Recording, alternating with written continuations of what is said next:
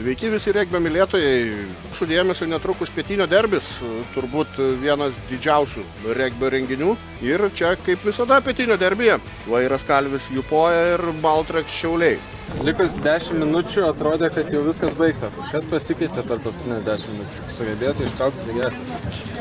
Gal iš tikrųjų žaidėjai labiau pavarko, mes iš tikrųjų visą antrą kėlinį to ir laukiam, kad padarytų keitimus, biškai jie pavarktų, buvom sumažinę tempą ir tiek, jie pavargo ir leidom tiesiog žaisti. Šių metų top lyga atrodo kur kas lygesnė nei pernai. Ir kiek svarbus gali būti šiandien išplėsti taškai sezono pabaigoje? Gal kadangi apmažėjo, sakykime, silpnesnių komandų, žaidėjai paskirstė per kitas ir žinoma visos ekipos stiprėja ir aš manau, žiūrovam yra nuo to tik geriau ir smagiau žiūrėti. Ne tik tam tikras varžybas, bet kiekvienas ir kiekvienas savaitgalį.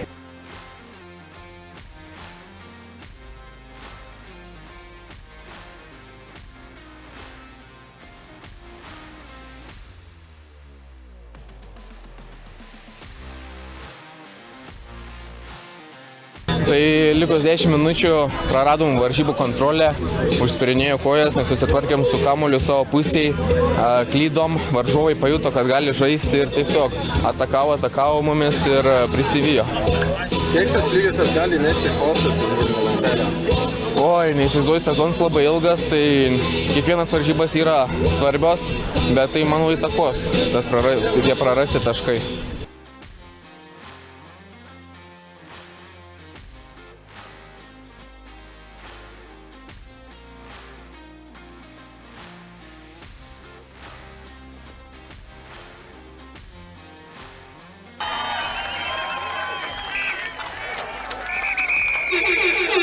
Rodo Baltraksas, kad laikas baigėsi, panašu, kad taip ir yra.